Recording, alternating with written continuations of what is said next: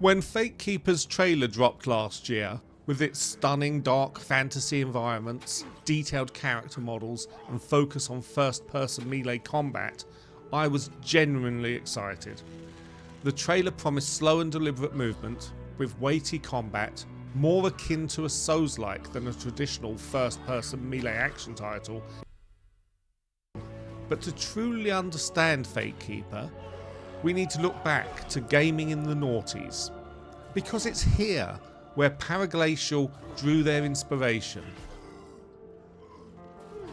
With its early access release on June 2nd, we were handed the first few hours of their beautifully crafted love letter to 2006's Dark Messiah of Might and Magic.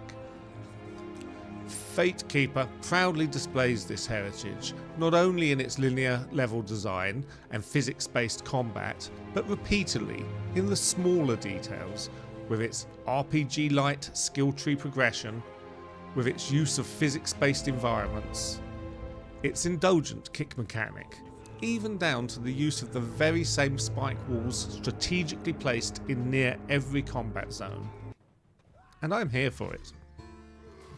Having played through Fatekeeper's initial offering, it's already clear that Paraglaicial have raised the bar in a number of areas. Firstly, and perhaps least surprisingly, given the 20-year gap between the two releases, Fatekeeper's visuals are on another level. Don't get me wrong, Arkane Studios gave Dark Messiah a great art style. Its graphics, developed on Valve's cutting-edge Source engine, were truly impressive in 2006, but we've seen what is possible in Unreal with titles such as Black Myth Wukong, and Fatekeeper pushes far past its peers in terms of balanced lighting and clean photogrammetry, taking Unreal Engine to its current limits, and in doing so has produced one of the best looking games of 2026. If I've got a single concern with Fatekeeper's graphics, it's whether the high visual standard achieved in the early access demo can be maintained over the next 18 months as Paraglaicial's 13-person dev team build out the full game. You can already see heavy asset repetition in the demo, and I would hate to see a lack of funding and resources limit level diversity in the finished product. I'm not casting any shade when I say that Dark Messiah's melee combat feels outdated. It's 20 years old, and even then, at its best, it can feel weighty and impactful. When you land that heavy sword strike that slams your opponent to the ground, or that kick that sends them flying off a cliff, it's truly immersive. But too often, and particularly with the larger enemies and bosses, it can feel disconnected. Slashing away with your sword, you might actually be chipping away at the opponent's hidden health bar, but if they aren't pushed back, don't flinch or stagger, and you're left with just a flash of light for strike registration, you can end up blindly spamming attack in the hope that your health bar can outlast theirs. Fatekeeper has slowed down combat, has increased the stamina cost of each swing, but has also ensured that you are fully rewarded for every connected strike, with an array of opponent character animations, staggers and grunts, that leave you in no doubt of the effectiveness of each strike. Of course, every game must find its own balance, and where Dark Messiah could be accused of feeling a little floaty while you're rotating at high speed to avoid an opponent's strikes, slashing away with a frenetic volley of light attacks as you go, Fatekeeper can be accused of the opposite, where its slower movement can feel restrictive and its stamina system punitive, particularly when you're up against 4 or 5 enemies at a time. Overall, I strongly prefer Fatekeeper's grounded and deliberate approach to combat, and I'm sure the devs will perfect it over time, with a few careful tweaks. Simply toning down your opponent's ability to stun lock you would go a long way in that direction. But it's not all wins for Fatekeeper, and I'd like to add my feedback here because I'm hoping Fatekeeper's shortcomings are a work in progress rather than a mission by design. You see, Dark Messiah has several pillars to its gameplay that are simply missing from Fatekeeper's current build. Let's start with the story. While Dark Messiah's story isn't going to win any literary awards, it does offer a central pillar of the overall gameplay experience, dispatching regular narrative updates as the game progresses that keep the player connected to the various quests and character developments along the way.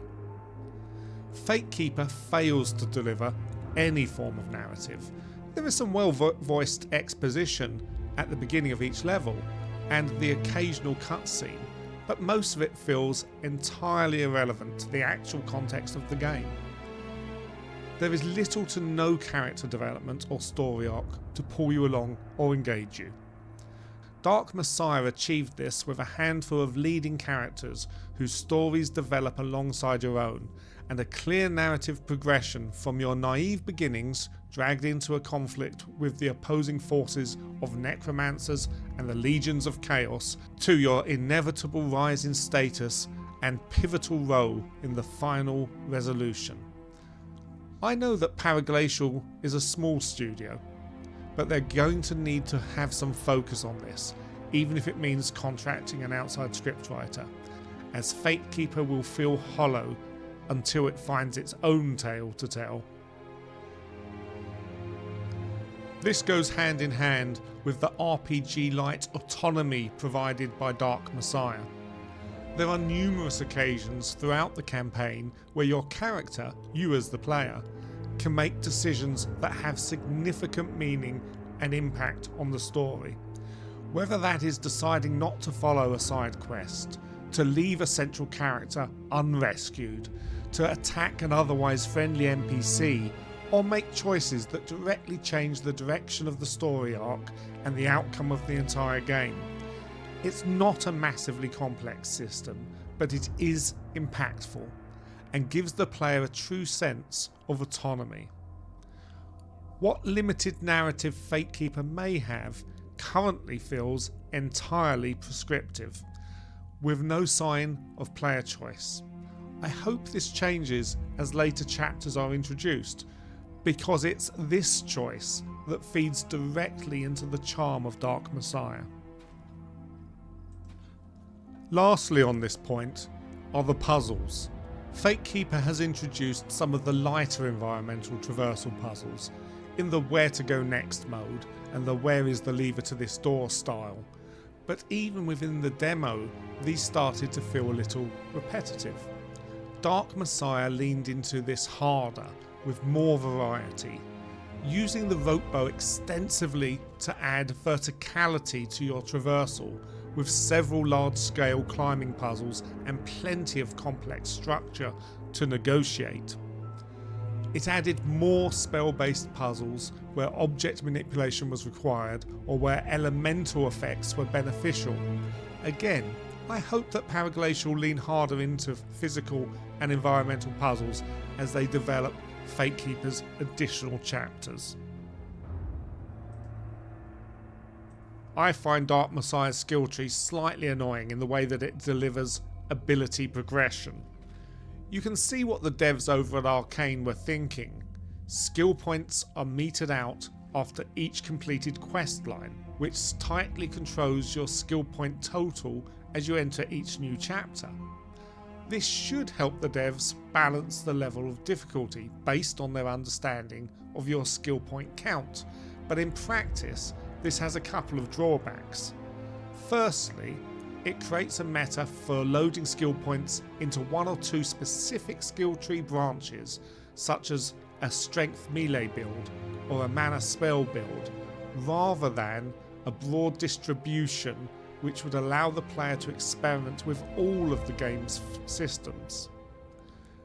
And yes, I can see the argument for this. It's an RPG, and you want the players to pick a class.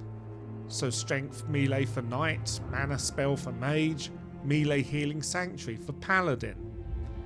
But if the devs really wanted to limit you to one class per playthrough, why not make you select a class at the beginning of the game, then offer you a broader range of class-based skills and abilities for your unique class choice. Secondly, each of the ability branches in Dark Messiah, such as strength, endurance, archery, spells and stamina, have very short branches with only 1 to 3 ability upgrades per node, each progressively requiring a larger number of skill points to unlock. This means you are well into mid-game before your skill point allocation feels impactful, often making your build feel underleveled through chapters 4 to 6. Then upon opening just a few additional nodes, you suddenly get access to the strongest spells, weapons and armors and go on an overpowered rampage through chapters 7 to 10.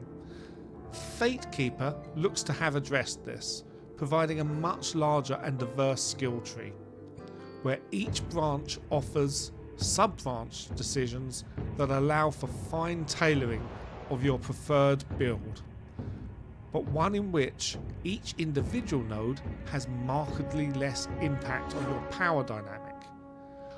I've seen some complaints that the skill tree has too many minor nodes with stat buffs such as attack speed +5 or mana +5 deemed as dull or unimpactful.